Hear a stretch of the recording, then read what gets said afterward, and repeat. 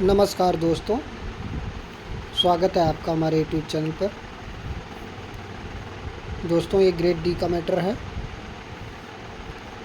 आज आप लोग इसे लिखेंगे।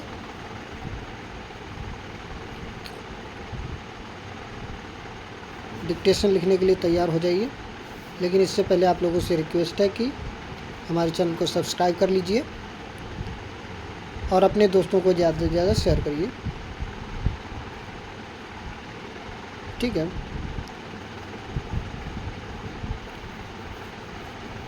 डिक्टेशन शुरू करेंगे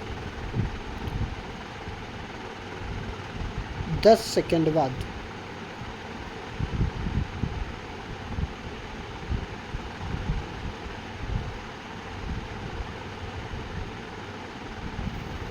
स्टार्ट। सभापति महोदय, मैं माननीय सदस्य द्वारा सदन में पेश किए गए प्रस्ताव का समर्थन करने के लिए खड़ा हुआ हूँ। रोजी रोटी, कपड़ा और मकान ये मानव की मूलभूत आवश्यकताएं हैं।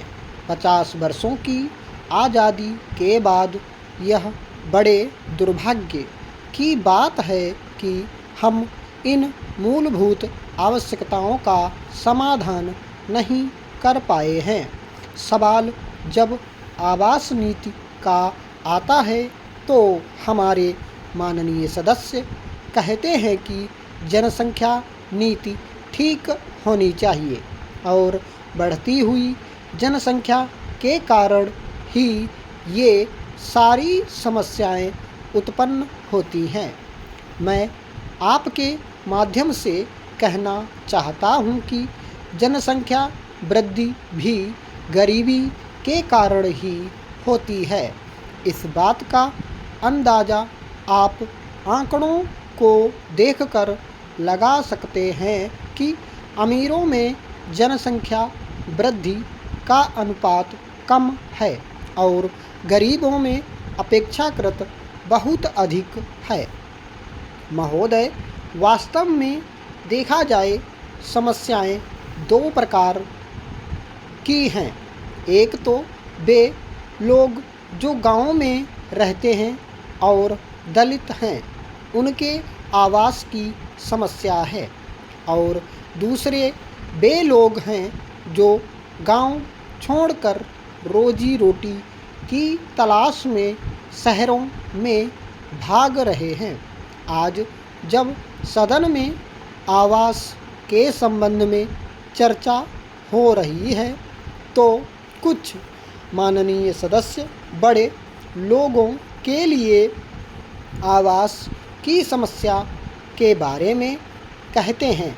मैं निवेदन करना चाहता हूं कि गाँवों में जो बड़े लोग हैं उनके पास बहुत ज़्यादा भूमि है और उनकी ज़मीनों पर छोटे लोग बसे हुए हैं, क्योंकि उनको मजदूरी का काम करने के लिए बसाया गया था। एक तरह से देखा जाए तो वे बड़े जमींदारों के यहाँ बंधुआ मजदूरी की तरह काम करने के लिए बसाए गए थे। उन लोगों को सुविधा प्रदान करने के लिए सरकार ने विभिन्न योजनाएं बनाईं, लेकिन उन योजनाओं के माध्यम से मान बनाने के लिए जो राशि दी जाती है वह आज के महंगाई के ज़माने में बहुत कम है। इसके अलावा राशि के आवंटन में भी भ्रष्ट आचरण होता है, जिसकी आप कल्पना भी नहीं कर सकते हैं। हमारे मध्य प्रदेश में और खासकर मेरे निर्वाचन क्षेत्र में आवास की बहुत भीषण समस्या है। इन सारी समस्याओं को ध्यान में रखकर ही माननीय सदस्य ने अपने प्रस्ताव में सुझाव दिया है कि पूरे देश में एक राष्ट्रीय आवास नीति होनी चाहिए। मुझसे पूर्व वक्ता ने अपने विचार सदन में रखते हुए कहा है कि आवास की जो सुविधा प्रदान की जाए उनमें शौचालय की सुविधा होनी चाहिए। वह स्थिति तो तब उत्पन्न होती है जब कम से कम उनके रहने की व्यवस्था हो। अभी अखबारों में एक समाचार छपा है कि हमारे देश में गर्मी के मौसम में मरने वालों की तादाद बहुत ज़्यादा है। इस साल इतने लोग मरे हैं जितने इससे पहले कभी नहीं मरे। मैं आपके माध्यम से निवेदन करना चाहूँगा कि मरे लोगों में भी सर्वाधिक संख्या उन्हीं की है जो आवासहीन हैं। कहा जाता है कि लोग गर्मी से मर गए, सर्दी से मर गए, लेकिन वास्तविकता यह है कि वे गरीबी और विपन्नता से मरते हैं। यह अपने देश का दुर्भाग्य है कि यहाँ लोग गर्मी से मरते हैं, सर्दी से मरते हैं, लेकिन भूख से मरने वालों की बात छुपाई जाती है। अभी एक माननीय सदस्य ने अपने क्षेत्र की बाढ़ की समस्या की ओर ध्यान आकर्षित करते हुए बताया कि जो लोग झुग्गी झोपड़ी में रहते हैं उनके लिए भी आवास की कोई योजना नहीं है। अधिकतर ऐसे लोग नदी के किनारे बस जाते हैं और नदी की चौड़ाई को कम कर देते हैं। जब ऐसी स्थिति है तो बाढ़ के दिनों में एक गंभीर समस्या पैदा हो जाती है और इस कारण पूरा शहर विनाश लीला का शिकार हो जाता है।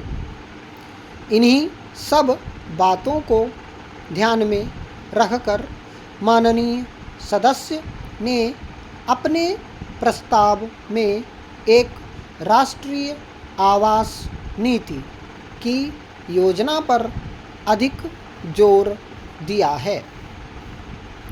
महोदय, अब मैं एक अन्य समस्या की ओर आपका ध्यान दिलाना चाहता हूँ। मैं माननीय सदस्य की इस बात से सहमत हूँ कि हरिजन आदिवासियों के बसाने के लिए गांव में एक निश्चित स्थान होता है। सदियों से जैसा बताया गया है, गांव के दक्षिणी हिस्से में ही हरिजन आदिवासी रहते आए हैं।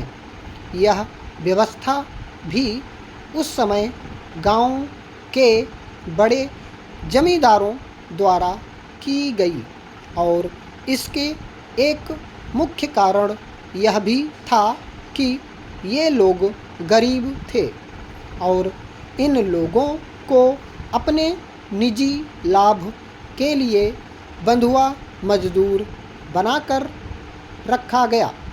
आज के बदलते हुए समय में सामाजिक समरसता के लिए जरूरी है कि बिना जात पात का भेदभाव किए उन्हें आज़ाद हिंदुस्तान में कहीं पर भी आज़ादी से रहने की अनुमति दी जाए।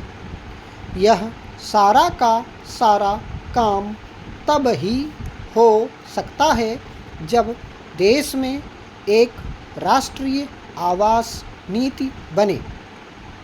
अंत में श्रीमान मैं माननीय सदस्य द्वारा प्रस्तुत प्रस्ताव का समर्थन करता हूँ, इस आशा के साथ कि हमारी सरकार गाँवों में मूलभूत आवश्यकताओं की पूर्ति की दिशा में उचित कदम उठाएगी और गरीबों को आर्थिक न्याय प्रदान करेगी।